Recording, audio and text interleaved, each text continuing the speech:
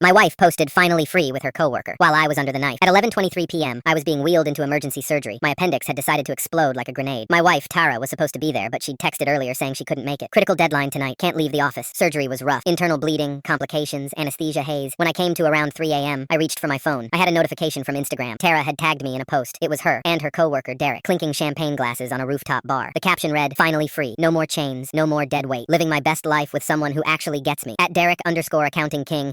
#freedom.